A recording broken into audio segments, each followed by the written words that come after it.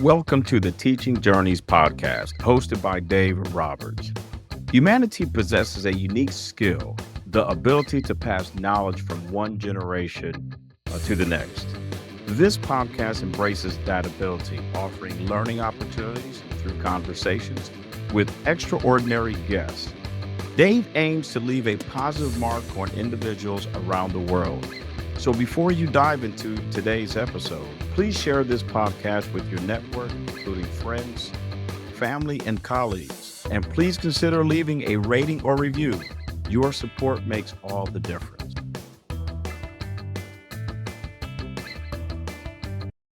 Hi, everyone, and welcome to another episode of the Teaching Journeys podcast. I'm your host, Dave Roberts, and today it is my pleasure to have as my guest, Candice Snyder. Candice Snyder is the host of the globally ranked podcast, Passion, Purpose, and Possibilities, where she connects with guests from around the world to spotlight their stories and the causes that matter most. As a gratitude ambassador and mental health advocate, her work is rooted in resilience and hope, shaped by her own experiences overcoming significant challenges.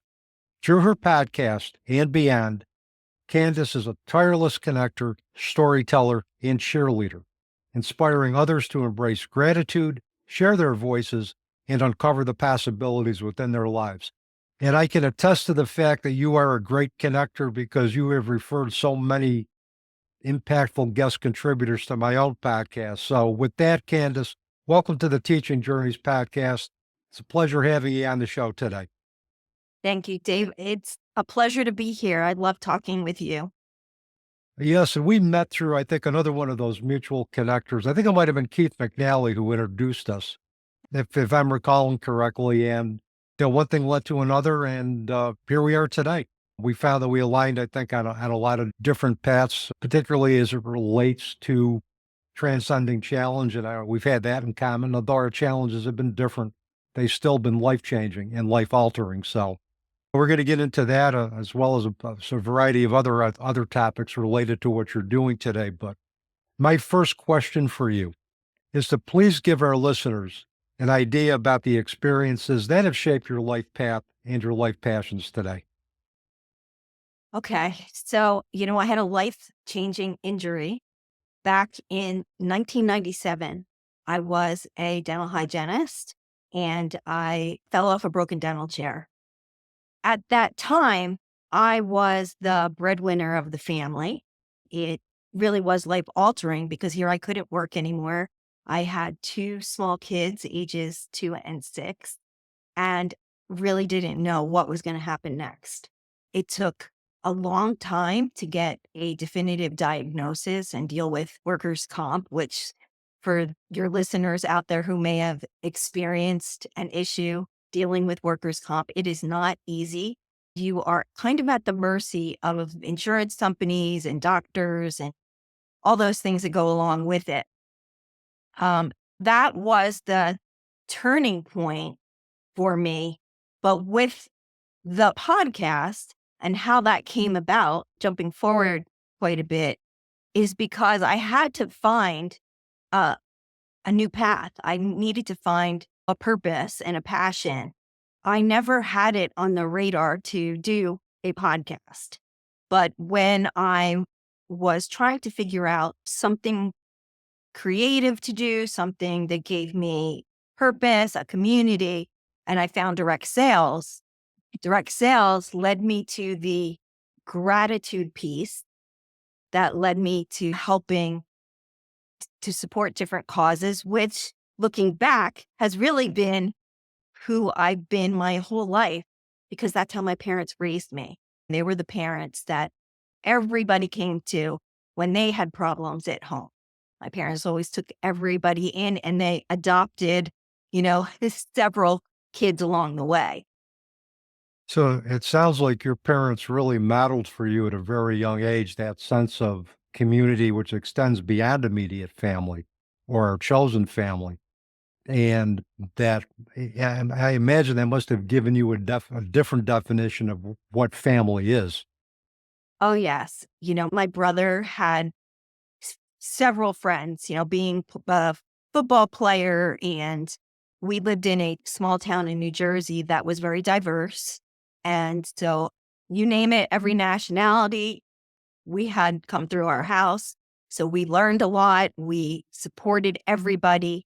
And my dad really was the person, my mom too, but my dad, he'd be the one that would go to the outlets and go shop for the kids that didn't have cleats or shoulder pads or practice jerseys or any of those things that you needed. He'd be the first one out there trying to make a difference in someone's life.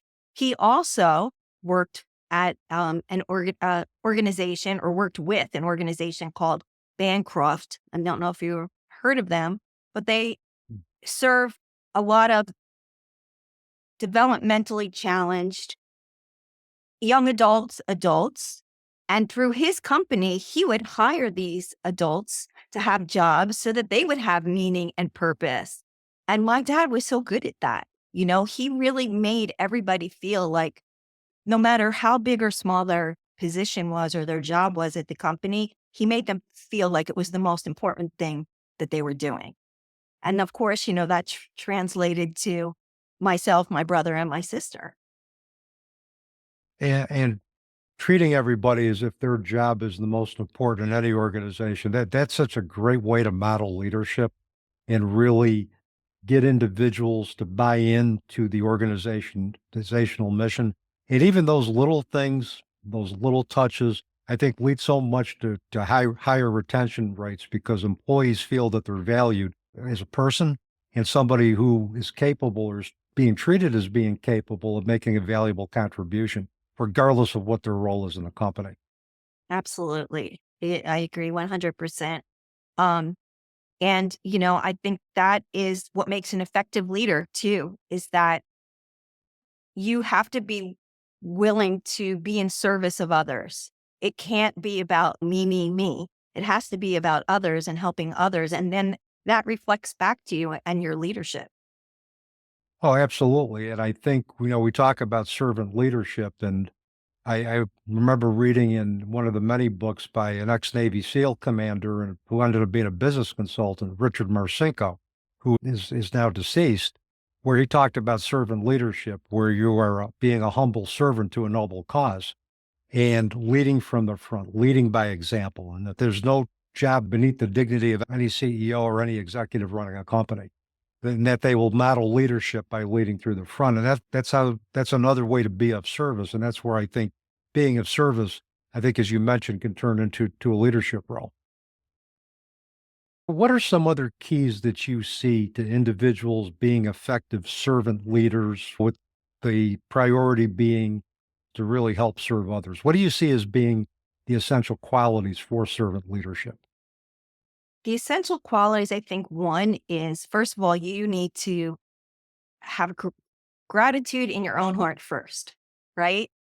First and foremost, if you're grateful for the big things, the little things, and all the things in between, that is going to spread out, just like spread kindness, spread out to the people that you're touching, whose lives you are touching, right?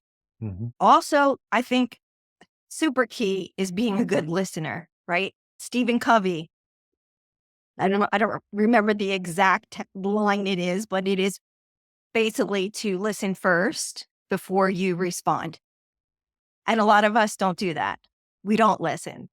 We just are ready to, our brains are going so fast that we just want to give an answer. And, maybe we think we're being helpful because we're giving somebody a suggestion or, a path to help them. But really, sometimes people just want to be heard. They don't really need you to respond. They just want to make sure that they are being heard, they're being listened to. I think those two things are really key. And the other thing is, if you're in a leadership role, I think that you really need to be passionate about what you're doing and have purpose. And what I mean by that too is that those two things come together, your passion and your purpose. There's no separation. Doesn't mean that you don't have more than one passion or more than one purpose. But if you're a leader, I think it really is important for you to really love what you're doing and not just go through the motions.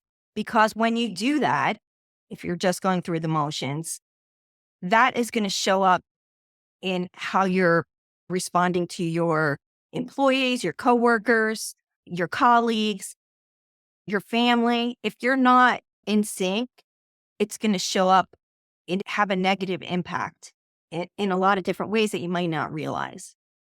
Well, absolutely. And particularly, I think individuals who are looking for help, whether it be for addiction, whether it be for mental health, whether it be for any other type of life challenge, they are perceptive enough and hyper vigilant enough to see or to determine whether somebody is truly in it because they sincerely want to help or if they're in it for a paycheck.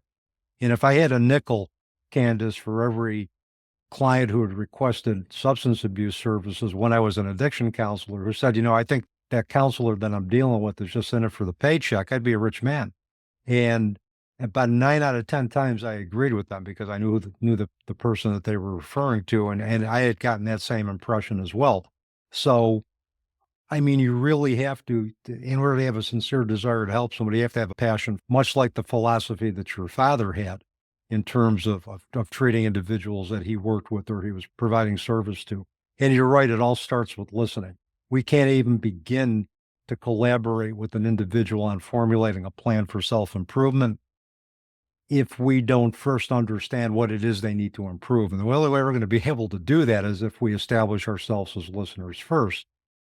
One of the things that I think you're right about this is that sometimes inexperience leads us to wanting to find solutions before we have really determined that we need to listen to find out what exactly the problems are that we're looking at. It's the failure to establish ourselves as a listener first that could cause issues down the road. But a lot of times that's inexperience, and that can be addressed through more experience. Now, if the person is unwilling to learn from that, then they probably ought to find another profession to go into, or they shouldn't be in the service of helping people. But I think every person's story inspires us to be better. It inspires us to do more service because an individual who gives you with their story and their presence, and they want to talk about an intimate detail of your life, that's the ultimate gift because it tells you that they can be vulnerable enough and trust you enough where they trust you're going to hold space with integrity and dignity for their stories. It made me think too when you were sharing about the addiction counselor that may have just been in it for the money. It made me think of my older son when he was in 5th grade. It was 5th grade graduation day, and the kids were super excited. And, some parents were there to help with the party. The kids were, they were loud. They weren't being bad, but they were loud and, they were excited. It's the last day of school. They graduated. And the teacher was upset. She was, I would say, more on the angry side because the kids were a little rowdy. And, she turned around and said to them, "I'm just in it for the paycheck." And I will never forget that day. Why would you ever say that to a bunch of like 10, 11-year-olds? So if you're in a position where you're really not loving what you're doing, I encourage you to, maybe you can't get up and leave your job right at the moment because, financially you need it. Maybe you need the benefits, but find the thing that you love doing and pursue that because, life's too short to be doing something that you're miserable with. Well, particularly, venting your dissatisfaction about a job to anybody, but especially 10 or 11-year-olds who are at a very fragile point in their development. And, you can't really excuse the possibility of magical thinking that, well, geez, maybe because of I was a bad student in her class or I didn't study hard enough that she doesn't like her job. And kids can at that age can interpret that that the adults' shortcomings or the adults' dissatisfaction is their fault. And that's the last thing that you want to be able to project on a group of students. And as a therapist, if you have countertransference issues where a client is unearthing issues that were previously dormant, you're not going to share that with the client because the client's going to use that as an excuse not to work with you. So what you do is you go to your supervisor and say, I'm having difficulty dealing objectively with this client. Everybody else that I've talked to does not see this client as strongly as I do and doesn't have the same reaction as I do. So I would need your help to process what's going on within me that's causing me to have this objective reaction. But you would never share that with a client. That would be unethical, probably exploitive, because what you'd be doing then is you'd be setting up a situation where you're using the client for your own therapy. Right. Agree. I know your parents were, modeled service at a young age. Were there any other individuals that fueled your passion for helping others? Any mentors, any other individuals that helped? Because I'm a firm believer that passion can not only start at home, but the fire is usually fueled once you get out of the home. So I'm just curious if there were any other individuals that were able to continue to light the fire of passion for helping that your mother and father initially lit. So I do remember my maternal grandmother being a very giving person, always wanting to help people. And of course, she was overly generous to us grandkids. I think maybe it started with her, and that's probably where my mom got it from. But my mom was also, she volunteered to be a Girl Scout leader. I remember her having to take this course where she had to go camping in order to take the Girl Scout troop camping.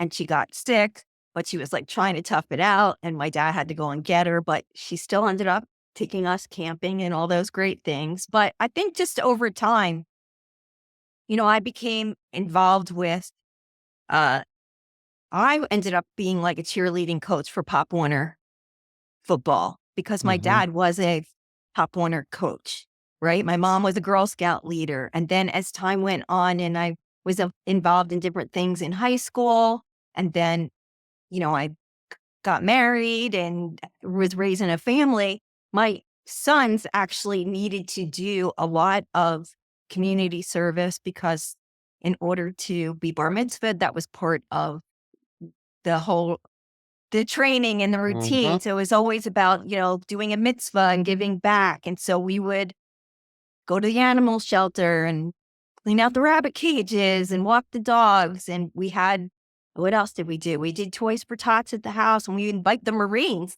to come for dinner. It wasn't just drop your, packages off, your toys off, as a drop off point. We did like open houses, invited everybody and said, come meet the Marines and be supportive. And I mean, there were so many things that I did along the way, but here's was the real turning point. So, I'd been in direct sales for 10 years. First company was a jewelry company. The only reason I stopped was because the company sold and they decided not to have reps, the people that took over. Hmm. I thought that was the end of my direct sales days. I was like, okay, it's good. This was great. And I didn't really know what I was going to do next. Had another opportunity to join the company I'm with now. But the thing that really intrigued me the most was their give back and to the community and their gratitude program. So they actually have a separate division that's a 5013C called Money Gratitude. And part of the program is you can apply to be a gratitude ambassador, which means you represent the company out in the field for their give back. As a team, we take on different projects. This gave me like an even bigger sense of purpose. And this was, you have to remember, during the pandemic where we couldn't go and do things Mm. as easily as we can now or prior to the pandemic, but we were able to make significant help in several organizations in the area and also across the globe. So the term is for a year. And when my 1 year term was up, I felt kind of lost and I was kind of sad because that was the part that I was really connected to the most. But going back to actually applying to be a gratitude ambassador, I had to fill out this form. It was pretty lengthy at the time. It's not anymore. And I answered all these questions about, what I've done in the past, what it was like, what did I do growing up, all these things. And then at the end of the application, it asked a question like, what what rank are you? And you needed to be a certain rank in the company to be considered. And I was like, okay, well, I hit this rank, but I'm not maintaining this rank. So they're probably not going to choose me. But I literally said to myself, if nothing else, I know who I am just from filling out this form. So when you see on my LinkedIn profile that it says like a giver, humanitarian, cheerleader, it's because that's what I saw myself as after filling out that application. So that was like in the midsummer pandemic. We didn't have our conference in person. It was virtual. And I am sitting in my office watching it on this big screen TV above my desk. And we had no warning. So they just flash it on the screen. They're like, we're announcing our gratitude ambassadors. And my picture is right there, smack in the middle. I started crying because I was just so overwhelmed and I was really not expecting it. But that was the thing that made me decide, like, okay, if nothing else, somebody asked me, who are you? I could respond to that question, where before I don't know if I actually could do that. So my year was up and I was like, oh my gosh, how can I represent more organizations that are charities and nonprofits and give them exposure so that people will want to help them? And my then coach, she's a business/life coach, she said, you should have a podcast. And that's how the podcast came about. I had the 3 words, passion, purpose, and possibilities. I didn't know what to do with them until she said to me, you should have a podcast. And so now it's been 2.5 years. I've met the most incredible people from all over the world. And so I know when somebody asks me, what is your purpose?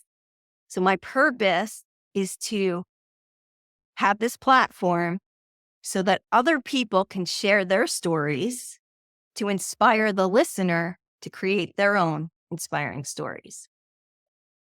And I think that's one of the reasons we align so well, because we have, with our podcast, a very similar mission.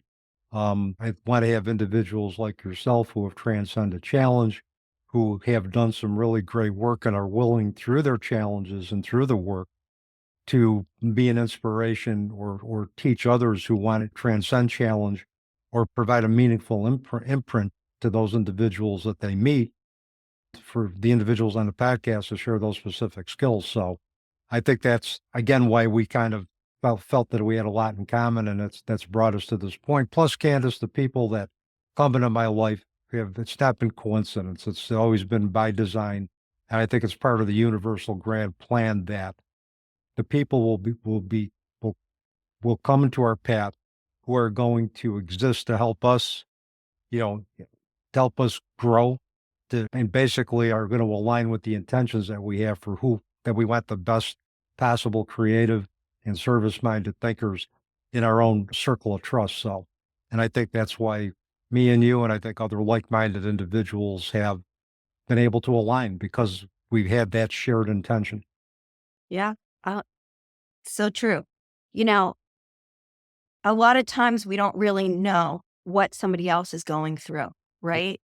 And so when we're kind of put ourselves in that vulnerable position to share our own stories and things that we've gone through, even if it helps one person listening, it makes such a difference and such a bigger impact.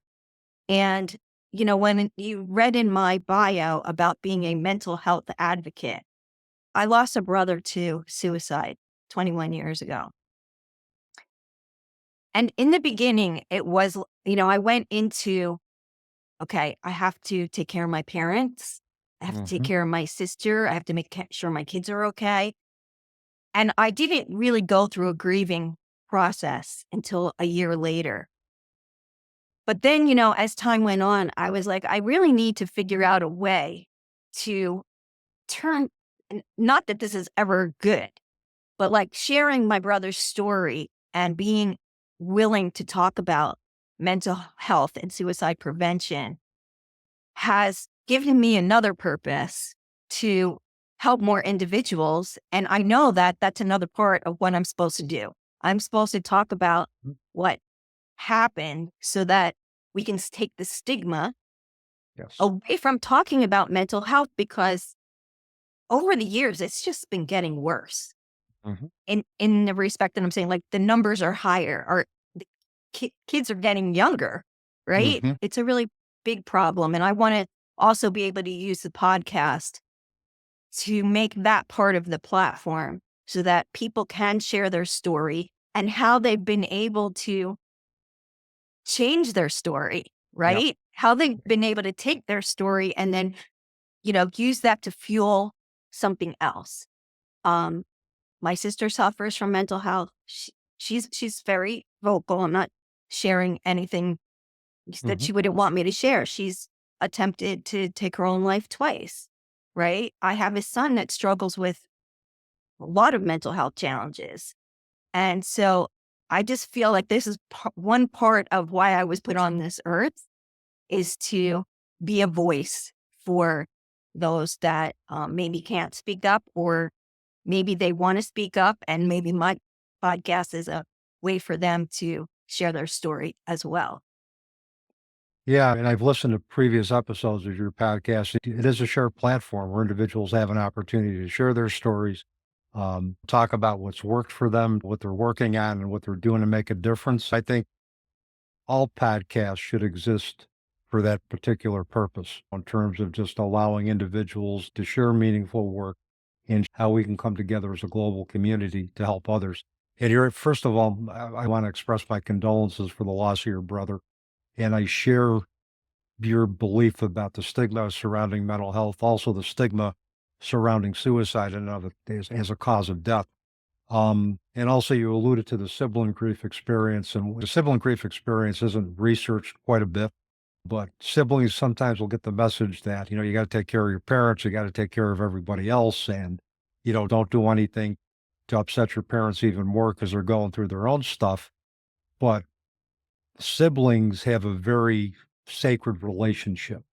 And once that relationship is broken due to maybe what appears to be unresolvable conflict or through death, that's a very significant loss. And those losses have to be honored. Sibling grief has to be given as much space for expression and than any other type of loss that we experience. And sometimes that doesn't happen. I was the oldest, right? My brother was in the middle. My sister's the youngest. My sister, did not have any symptoms of depression, nothing growing up. And, had been told that through therapy that it was the trauma of losing our brother that caused her to develop this depression. She was in a really, really dark place, but you would never know that her mission now is to help other people, you Mhm. know, in the same space. She works for the New Jersey Association of Mental Health and Addiction Agencies, and she's on the board of Attitudes in Reverse, which is a nonprofit that teaches education around mental Mhm. health and suicide prevention in the schools, grades elementary through college. So, she's been able to take her story and again use it for good to help other people. And, that's what we need to do. And I've mentioned numerous times that we don't have any control over the challenges that are going to find us in this lifetime. But what we do have control over is what we choose to do with those challenges. What are the lessons that we've learned as a result of the challenges we've experienced that we can use and channel those lessons into providing service for others who are going through similar circumstances. So I was reading a meme, I think it was on Facebook, is that we are given a life that's neither good nor bad. It's up to us to decide whether our life becomes good or bad. And there's a lot of truth to that. It speaks to a message of empowerment that we can choose to make whatever mark on this world that our free will allows us to do. Even if we choose not to make a mark on the world is still a choice. But we still have that free will to decide what we're going to do with the life that we are given. True. And I also would like to say that I know this comes up often in conversation when we have a subject like this, but we're a lot stronger than we think we are, Mhm. right? On the days, because we all have the days, right? Where we're like, might not be as happy, we might not be as excited.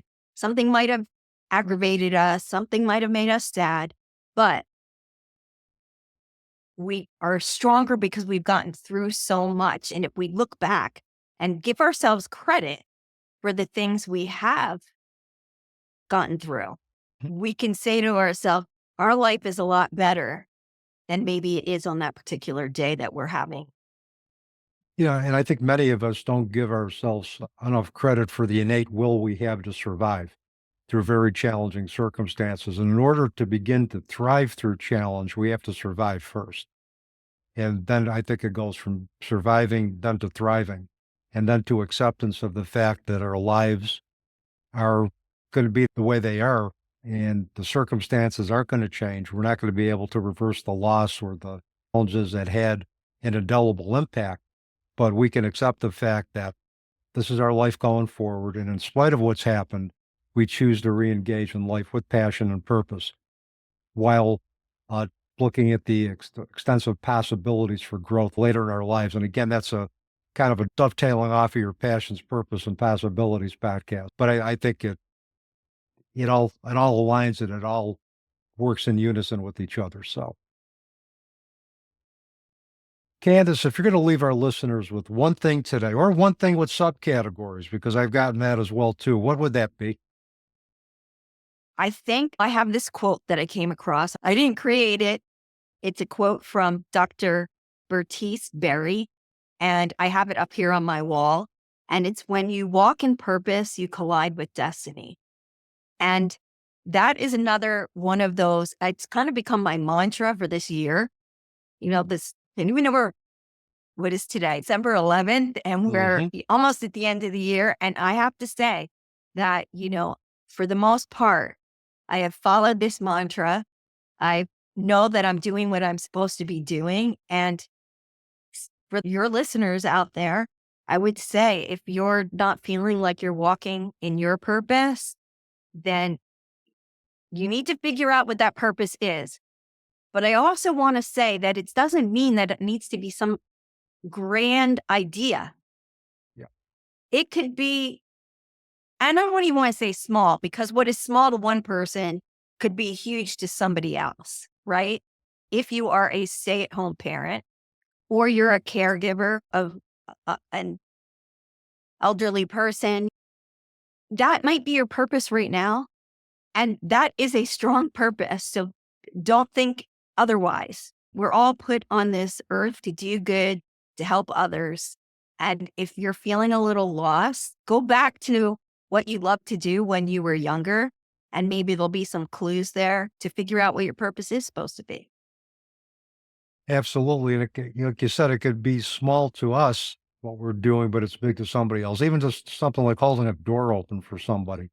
They may just be having the worst day in the world, and that small gesture of showing I cared enough about you as a fellow human being to do an act of kindness or just courtesy by holding a door open for you. That has a trickle down effect where everybody is treating each other, and it doesn't matter what walk of life they're from, race. They just hold the door for anybody behind them, because that act of gratitude and love that was shown towards them is going to trickle down. Our discussion today and listening to how your journey has unfolded reminds me of one of my favorite quotes from Maury Schwartz in Tuesdays with Maury, when he talks about giving is living.